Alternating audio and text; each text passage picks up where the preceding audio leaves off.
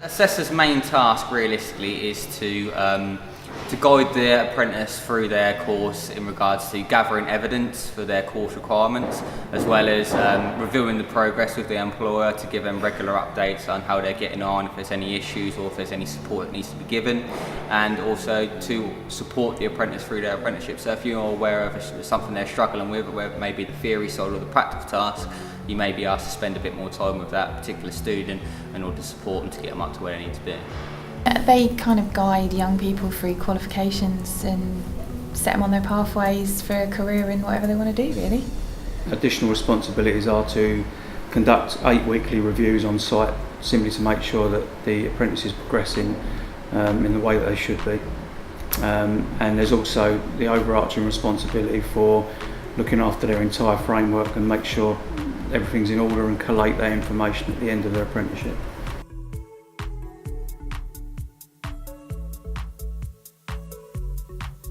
I do Monday to Friday because my students work office hours, whereas other assessors may have to go and do different visits at different times, depending on the vocational area that they're delivering. But if they're coming straight from industry, they'll understand the working hours. But I primarily work usually between Monday to Friday 9 till 5, but if I have to go later to see something for a student, for an observation that's going to help them get through their qualification, then I will.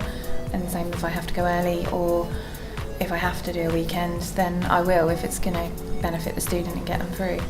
Well, generally speaking, there's sort of Monday to Friday normal office hours, but you need a degree of flexibility because obviously the trade works 24 hours a day, 7 days a week, and you're sort of beholden somewhat to the work that the individual apprentice is doing. So, for example, if they phone you up and say, I've got an opportunity for a decommission, but it's on Saturday afternoon, you really got to oblige and go down there and deal with it. So you have to be quite flexible with your hours at times, because you never know when that opportunity is going to present itself again.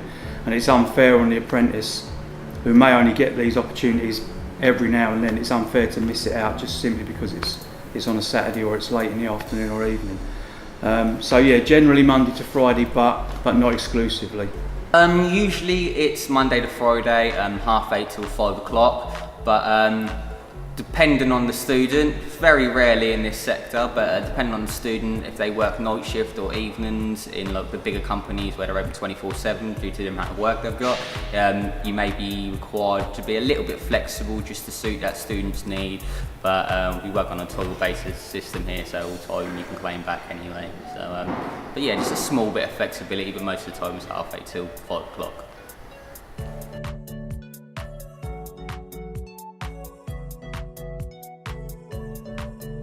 Well, you'd certainly need the formal qualification that the apprentice is trying to achieve.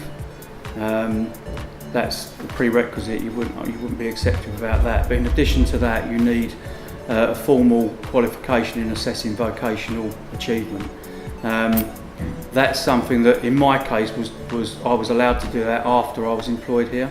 So I did that in line with my first few months of actually my normal employment here, but I had to be supervised on visits throughout, and any assessments I did had to be under the supervision of a qualified assessor. Primarily you need to be occupationally competent to actually deliver the area that you want to go into. So if you want to go into motor vehicle, you want to go into plumbing, or like myself, you want to go into admin, customer service, you need to have a background in that in order to understand the qualification that you're delivering and be in a good position to actually guide and support the student as well, because if you haven't got that industry experience or knowledge, you're not really in a better position to sort of guide them as such and sort of be understanding as to their job roles, which can be quite demanding, and you sometimes have to adjust what you've initially gone out there to do because of the business needs that they're actually working for. To become an assessor, you need an A1 qualification, but you won't need it before you start. That's something you can gain whilst training.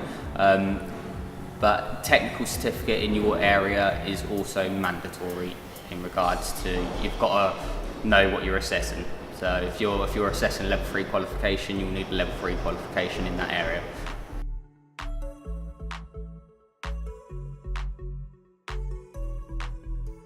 I think you need to be pretty organised because you are managing your own diary in your own time, and you're solely responsible for planning and getting that student through that qualification, so you do have to be organised.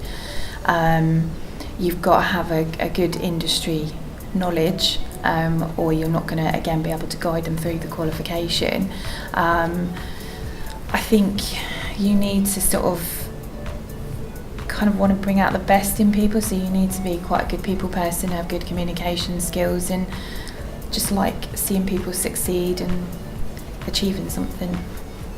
In regards to the skills you need as well, you need communication skills, certainly a small amount of IT skills as well, because a lot of things are online now, like their e-portfolio systems, and definitely people skills. You need to communicate with the employer, the apprentice, and some organisation skills will be needed as well in order to review their student correctly and put a plan in place in order for the student to complete in a realistic target and a realistic time scheme.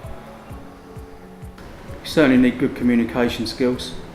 You need to be able to adjust your levels of conversation to fit your audience, because you're dealing with 16 or 17-year-old apprentices a lot of the time who don't have an enormous amount of experience in the big wide world, but by the same token you're dealing with far more experienced supervisors, right up to directors of companies that you're dealing with.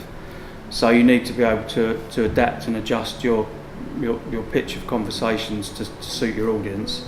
You need to be quite tolerant, you need to be quite understanding at times.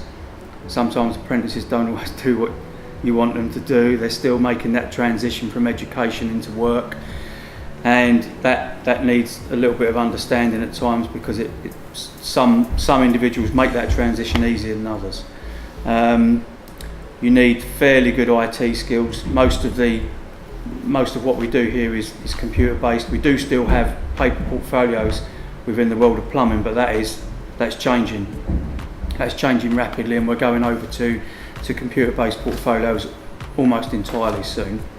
You need to have an understanding of email, Excel spreadsheets, Word documents. So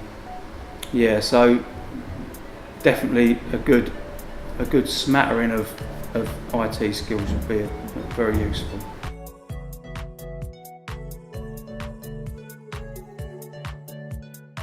Mostly at their workplace.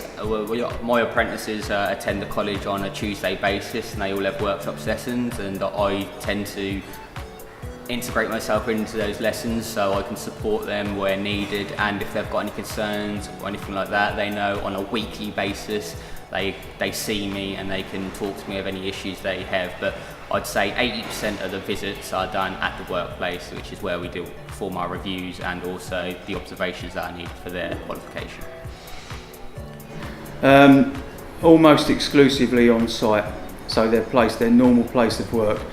But if they are apprentices that come into the college for the purposes of their academic study, their theory lessons and their workshop lessons, if I know they're here, I'll often go and visit them in the workshop mainly, not so much in the classroom, but I will often hover around them in the workshop to see how they're performing.